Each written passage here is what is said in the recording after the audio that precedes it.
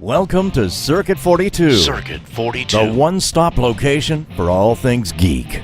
This episode is brought to you by our sponsors, Dragon's Lair San Antonio and Gotham Newsstand. Sit back, relax, and most importantly, enjoy another episode of Circuit 42. Circuit 42. Hello everyone, and welcome to the newest episode of Geeks4Comics. I am Ian McIntosh, and I am here with a very special guest, creator of Usagi Yojimbo, Stan Sakai.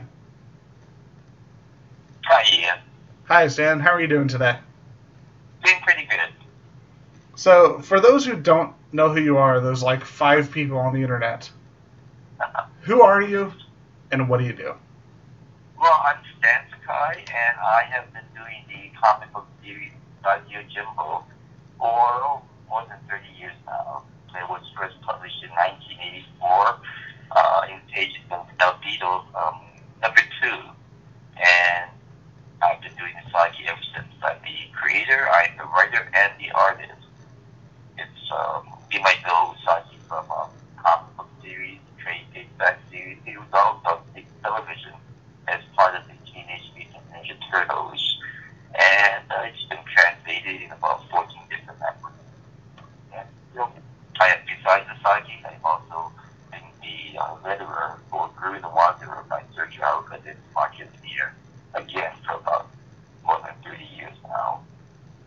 And I've also been associated with a bunch of other smaller projects. That is so cool. I always forget that you're the letterer on Gru, because the funny thing is, Gru was actually the first comic book I got when I was a kid.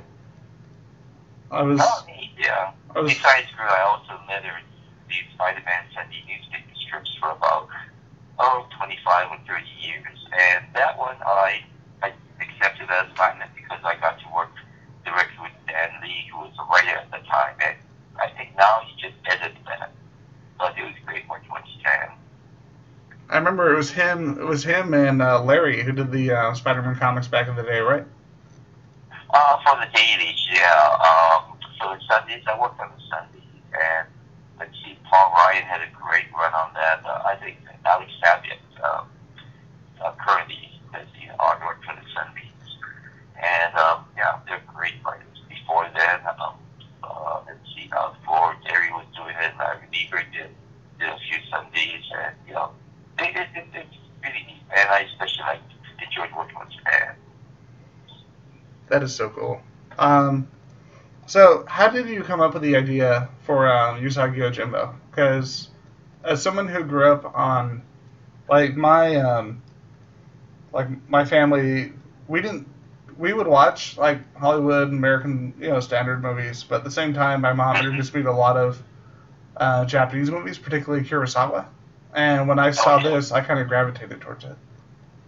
Yeah, well, I grew up reading comic books, and I grew up reading, first of all, I grew up in Hawaii, and there's a huge, Japanese-American population there. So I grew up with both American comics and the Japanese comics. Like yourself, I watched a lot of the Chamba, the samurai movies, storytelling movies, just down the street from where I live with the old Kampulu Theater.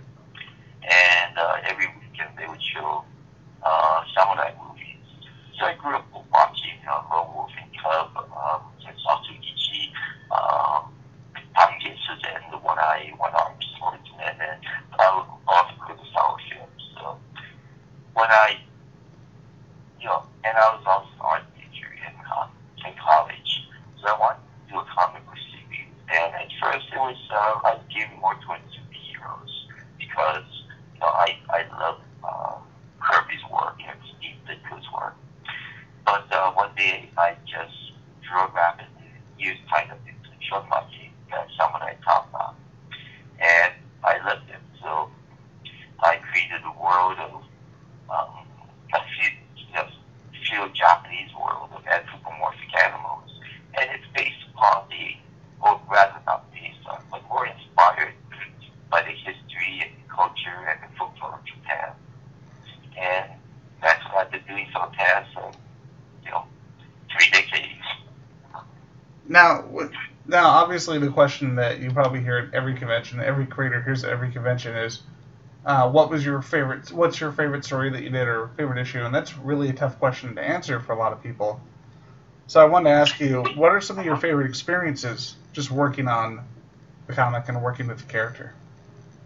Well, my favorite story, I guess, is well, my favorite story of all time for Usagi is the Kite story, and that was typical in the sense that that story spurred my levels of research because it takes place at a kite festival, and I went through the whole process of how they made Japanese kites back then, and it's not just a simple kites, the Butako, the giant 40-foot fighting kites, and because of that, there were a lot of people wrote in and say, "Oh, we love the background on the cultural aspects of the kite making, and it's also the history of the kite festival."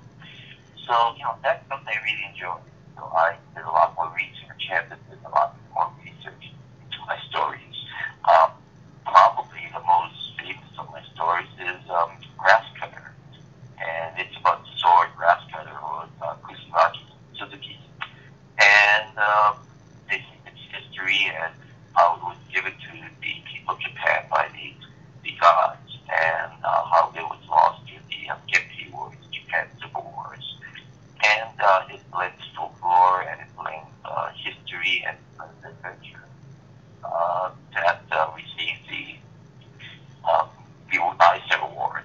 Will himself gave presented the award to me. He also wrote the introduction to the collection that also received the Japan, the American Library Association Award and Spanish Haxter Award, and that's been used as a textbook in Japanese history classes at the college level. So I'm really proud of that one. Definitely with good reason to be. Now, especially in the 1980s, it seemed like a lot of samurai culture and film culture, like both film and historical, was really kind of bleeding into the American comic book market. Most famously, of course, with your work and with Frank Miller Claremont's Wolverine. Now, what do you personally think the appeal of it is that crossover seemed to happen very naturally? Well, I think it really was spurred on by the Teenage Mutant Ninja Turtles. It was kind of like a parody of Frank Miller's work, but it really caught on. Usagi and the Turtles both started off in 1984, and because of the Turtles, there are all these spin-offs, like all these ninja-based comic books, as well as Samurai. I remember Samurai Squirrel, Samurai Penguin, and also the Samurai Walrus, and a whole bunch of other things. And Frank Miller's Ronin was also part of that, or maybe it might have come just about before the Turtles came about. But I guess because of that, that's created sudden interest in Japanese history, culture, and particularly the samurai and ninja cultures.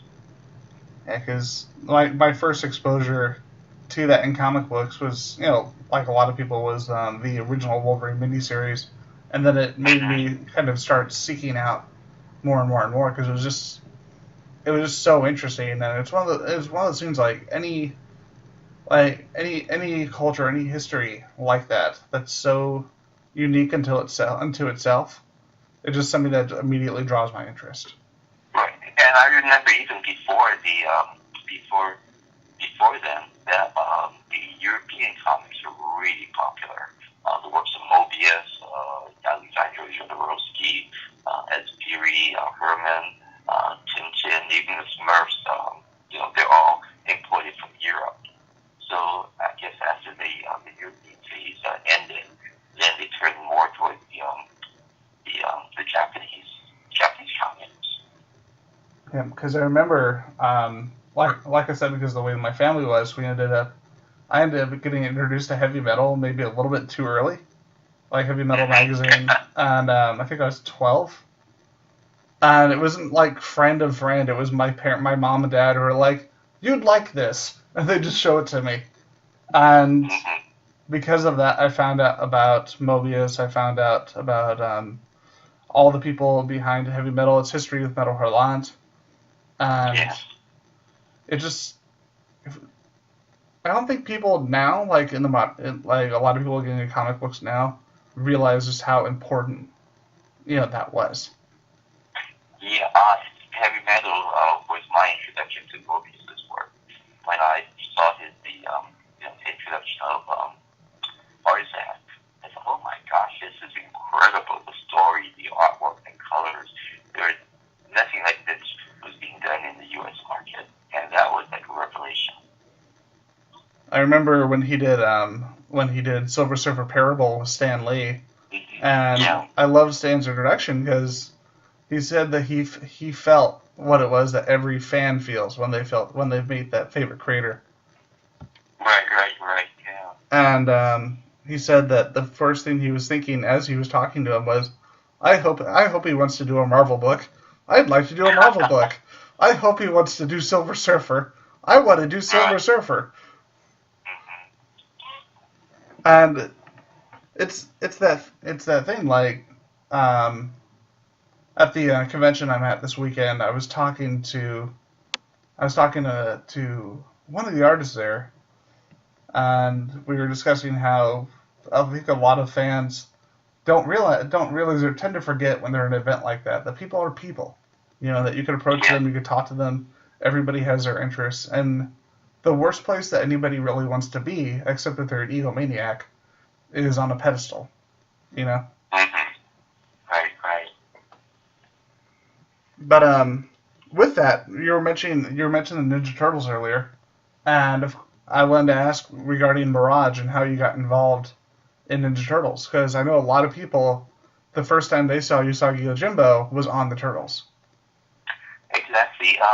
Well, as I said, Usagi and the Turtles started basically around the same time, both in 1984, and they might have been a few months earlier than Usagi. But at that time, there were very few black and white comic books. There were ElfQuest, Grendel, Circa, certainly, and just a small handful. So they weren't that widely accepted. So we gravitated towards each other. We wrote each other letters of encouragement, critique, and because of that, we became friends. I'm in California, they're in the East Coast, and we met at a San Diego con, and we really hit it off. And a couple of years later, again at another San Diego con, I was sitting with Peter, and he said, do you want an Usagi toy? We're taking some branching out into with other characters, and I said, sure. And so that's basically how the Usagi first started with the Ninja Turtles. When they were doing the second series with 4 Kids. Again, Peter called me up and said by this time Peter had bought out Kevin's share. And Peter called me up and said, oh, do you want to do it again? And I said, of course. So then Usagi became part of the second series of Ninja Turtles. And, it was computer generated. And they used the 3-part story arc, and decided they also small cameo appearances. In fact, in one episode, Leonardo goes to Usagi's world, and that was kind of neat because they also used a whole bunch of my secondary characters. So it was great seeing them on screen. But they're great guys. I mean, Peter and Kevin, they're so generous to the industry. I've got to ask, like, just emotionally, what was your reaction, seeing seeing a character that you created and worked on for so long on the screen like that, and then seeing them again with the X-Men universe? Oh, it was neat to see him animated, the Usagi animated for the first time. And my first conversation with the production company was that, it's okay if Usagi beats up the Turtles. I said, oh yeah, sure, no problem, I'm in. So in the meeting hitting the face with a pizza. But one of the things we were discussing is what does Usagi sound like? And fortunately, the animation company was in Hollywood at that time, and I was in Los Angeles, so I got to meet them a few times. And we discussed, what kind of sound, what kind of voice does he have? And we discussed everything from, having him speak pure Japanese and have subtitles, or having him dub and have, his mouth would move and the voice would be, off sync as if it was the real dub movie. We also discussed, maybe we'll go purely opposite direction and have a thick Brooklyn accent. But finally we decided, you have kind of like a Splinter's voice, maybe a bit softer or slower. And it worked for the first season. We were discussing things for the second season. I got a whole bunch of voice tapes that they had sent that Jenny gave my input, and together we picked out a voice for Usagi. That's so awesome to hear, because a lot of times, especially when somebody gets picked up for a TV show or a movie, it seems like there's almost no. It seems like the studio almost pushes out the creators, especially in especially in that time period, and to hear this and to hear that they really brought you in and made you a part of it. That's fantastic to hear. Mm-hmm. It's great, especially since the studio were fans of Usagi from way back. So, they respected both Usagi and the Turtles. So it was great working with Fred Wolf Films and then later with Fortunes. The first time I actually saw your work, like in the actual comic and not the appearance in Turtles, where I first saw your work, was it was Usagi Yojimbo number 5. It was from the Fantagraphics run. Mm-hmm. And the first thing I remember as a kid, because it was, I picked it up later on. I found it at a bookstore, and it was in the 90s, and I was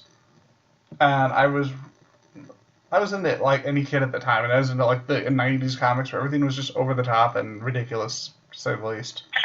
And so as a kid in the show, I didn't appreciate it. I was like, what are these animals? What is this? And then a couple years later, I was going through a collection of my comic books. It was probably 5 years later. It was during when the bubble burst. And I went back through it, and I was reading it because I was reorganizing my comics, and that's when it struck me. That's when I realized there was so much detail here that I didn't notice when I was a little kid, because I was looking for the wrong thing. And Usagi can be read on different levels, as kids, as adults, and also when people first see, it's funny animals. It has to be a humor comic. And it's not. I own the character, and since I'm the writer and the artist, I can do any type of genre I want to. I've done certainly humor, lots of adventure, there's mysteries, there's romance, there's pure culture, and I can do anything, and it's great. I even had a spin-off on Space Assault with Usagi, a descendant of the original Usagi Yojimbo in space. He goes to a dinosaur planet, and then other planet, there's aliens and things. A few years ago, I did a miniseries called Senso, in which Martians attack Japan. And I can do all of this because I own the character. It's great. The contract with all my publishers has always been whatever I send them, they publish, and they have no input as far as no creative input at all into Usagi. So I'm very, very fortunate and very blessed to have that kind of relationship with all my publishers. I remember it was because like I said, I started reading it as a kid, and I kept just getting more and more and more of it. And one of my friends, he was just getting into comic books as of recent, and really he knew Marvel, DC, and some of Image. And so I introduced him to Usagi Yojimbo, and I introduced him to Bone by Jeff Smith. Yeah. And I said, if you want to see an independent comic at its purest and what you can do with it, you need to read these. Because this is one person doing what they want and creating what they want. Well, in the case of Bone, Jeff had thought of that story and that idea since kindergarten. And it's just an incredible series. I've known Jeff since he first broke into the comic book market. In fact, we toured as part of the Trilogy 2 tour with six of us independent creators got together and toured the U.S. Conventions from San Diego to Mid-Ohio Con, Heroes Con, Chicago. And we got to know each other, and it gave us more of a respect for each other and the way we worked and our personalities and what we wanted to do with comics. And that's where that real creativity comes in. I'm not downplaying non-self-published comics, because there's a lot there. It doesn't matter. Their talent is talent, But when you get the purity of that one person, that one book made by that one person, that's where that talent can really flourish. And I think that's why, if you look at the comic industry, we had somebody on where we talk about Image as they are today, and how so many people are walking away from Marvel and walking away from DC, or doing some work with them, but just because of how much more freedom they get with a company like Image and how much more they're making, there's no reason. Right, and also too, now we can own our creations. Back in the day, the company owned everything, and it was Sergio Aragonés who first. I think he was basically one of the first American comic book creators that demanded that he own his own creation, Green Wanderer. Others may have done it before, but they were self-published. With Drew, it was with another publisher, and he demanded ownership of his creation. And because of him, I own Usagi, Jeff Smith, other publishers, Image would publish the works of other creators, but the creators themselves would own the product. I think a perfect example, and it's interesting because this is you mentioned Sergio, and he was publishing through Marvel for a while too, Marvel and the Epic line. Yeah.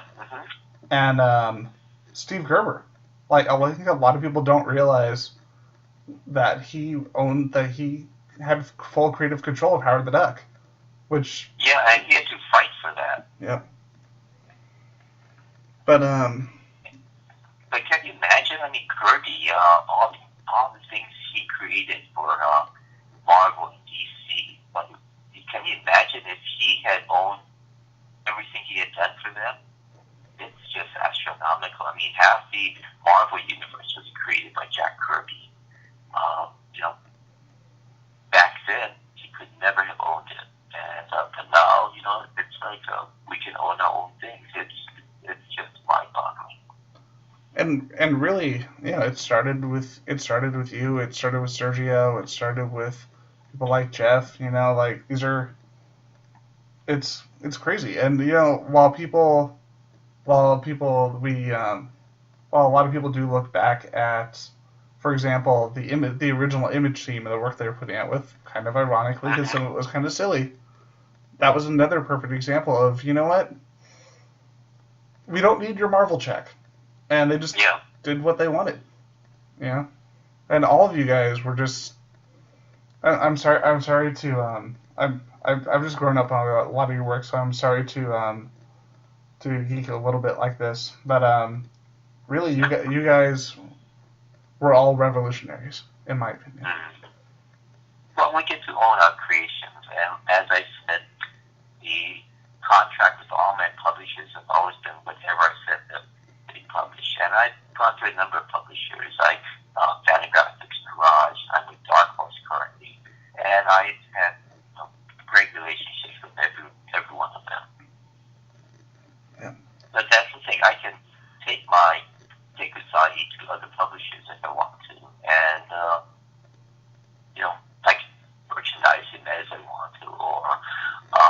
pretty much do whatever I want with my characters.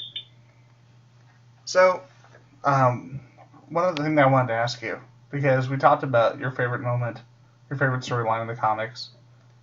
As a person working in this field, not specifically about a particular comic story, but just a moment in your life, both in this field and out of this field, what would you say were just the ones that had the biggest impact on you personally? My favorite year in comics is the Trilogy 2 tour, and it's also my most aggravating year in comics, because it was great. Six of us, Jeff Smith, Charles S. and then the Joe Thompson, Mark Pretty, and myself got together and toured the U.S. for a full year and it was like a grassroots. We did everything. We created a 16-foot tree made out of chicken wire and canvas, and steel supports, and we made an entire display, and it took like a dozen 12-foot crates to move around the country, and we did it all, and it was great, but it was such hard work. That was my favorite year, but as I said, my hardest years as well. But my years in comics is like, I've been really fortunate and blessed. I mean, I have gotten to meet all my heroes. I knew Jack Kirby. I worked 30 years with Stan Lee.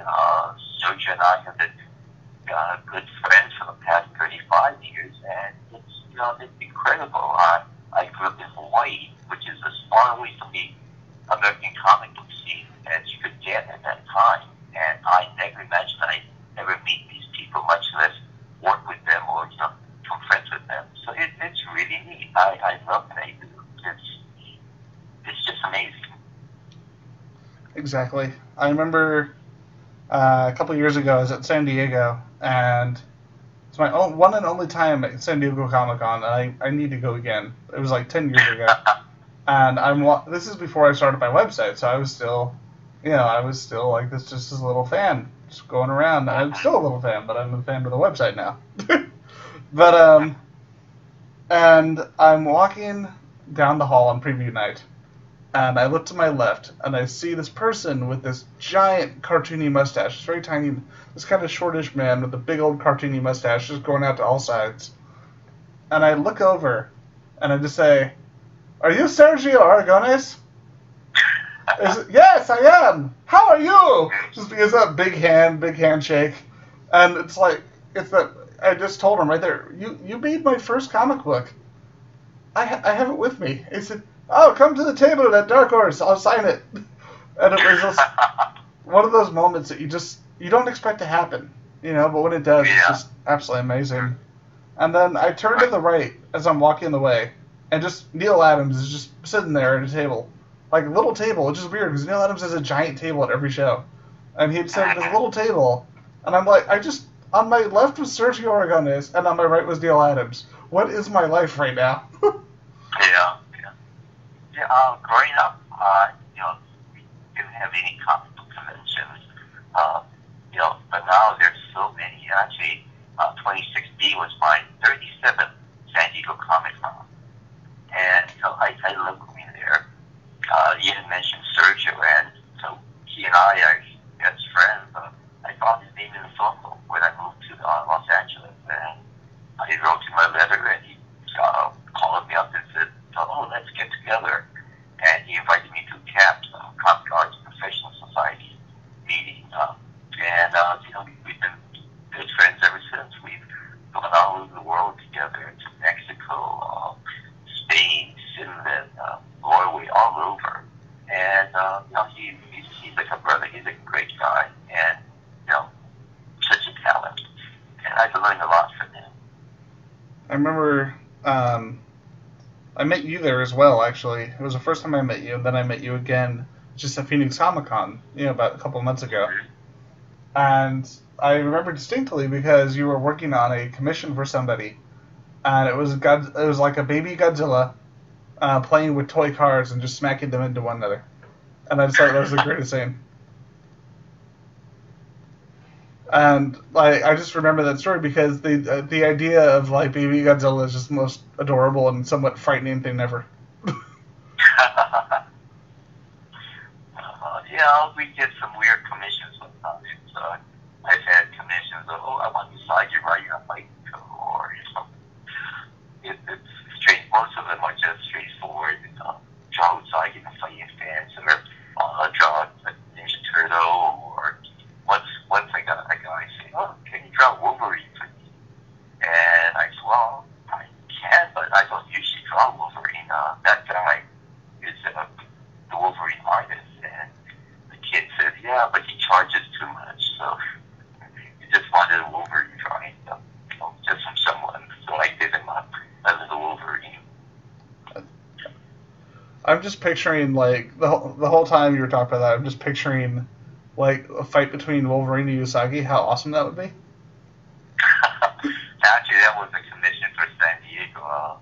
Samurai Wolverine versus Usagi. So, yeah. I think the world would just blow up. Like neither of them would win. It would just come to a standstill, and then the world would just explode.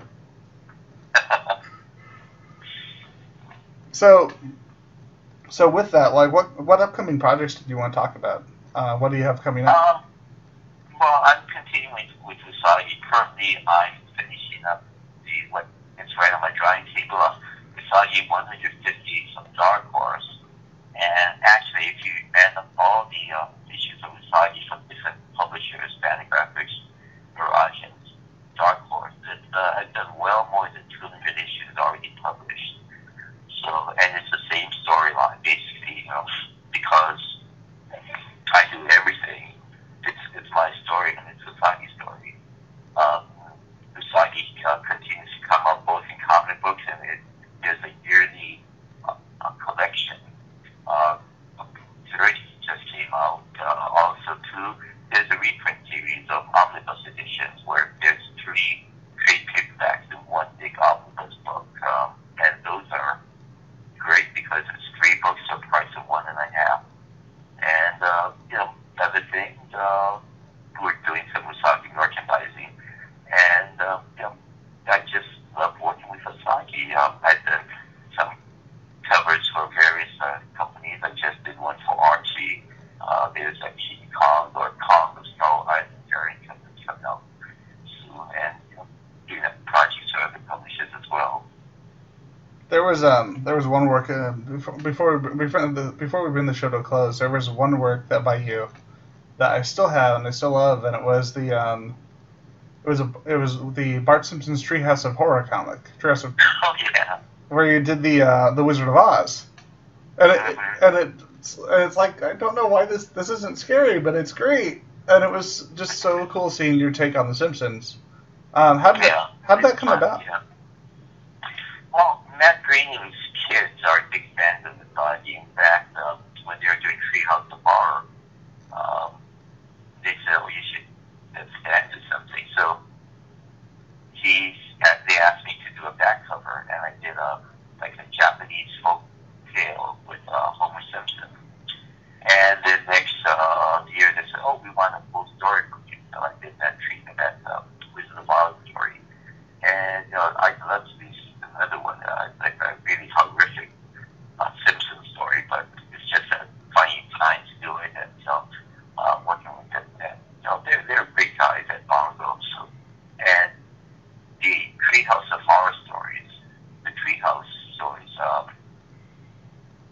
creators have pretty much free reign. They want creators to use their own style for drawing the Simpsons, and it's fun. I enjoy doing that. I remember I got to talk to Bill Morrison a little bit, and we were talking about how like those are easily my favorite Simpsons comics. I get them every year, and he was saying that just like with the TV show, while they absolutely love doing them because they get to bring in all the people that they love and admire to work with, he said that just like with the TV show, those are easily the toughest ones, but he said that they are definitely, just like the show, the most rewarding. Yeah, they are. It's a fun series, so the Treehouse series. I just think it's odd how few people know about them. Like, I talk to a lot of comic fans, and I tell them, yeah, you got, like, Jim Severin, Stan Sakai, Garth Ennis, Jim Mahfood, and, like, and most people don't even know they exist. It's weird. Yeah, and it's all their take on The Simpsons. So it's fun. And they have such a huge cast of characters that you can do almost anything with them. Yeah. It's like when Mark would contact me a while back, a few years ago, with their project of which became, I think it was called Strange Tales. And they said, I could use any of the Marvel characters and I could pretty much do whatever I wanted with them. And I told the editor, okay, I'd like to do a Samurai Home story, and I'm going to kill it at the end. And they said, yeah, okay, we're fine with that. So, when we have those opportunities to play someone else's playground and pretty much do whatever we want with them, it's fun because it's a rare opportunity, and it's a way of really seeing, I grew up with this, and I loved it as a kid, and I get to do anything I want with it. It's fun. That does sound absolutely amazing. So with that, did you have anything else that you wanted to cover or talk about before we bring the show to a close? Nothing except Usagi's been around for more than 30 years, and there must be a reason for it. So I encourage everyone who's not familiar with Usagi to at least give it a try. I should also mention my website, UsagiYojimbo.com. There's also StanSakai.com. I'm also on Facebook and Twitter and Instagram, so you can keep up with me there. And with that, that brings us to the close of the newest episode of Geeks4Comics. I wanted to thank you for coming on the show. Like, I know you always say that at the end of every show, but you were someone as a creator who I absolutely look up to and admire. And Thank you. Thank you so much for coming on. This was a fantastic show, and it was wonderful to have you here. Okay, thank you. You've been listening to Circuit 42, brought to you by Dragon's Lair San Antonio and Gotham Newsstand. Join us for our next episode. For all things geek. Circuit 42.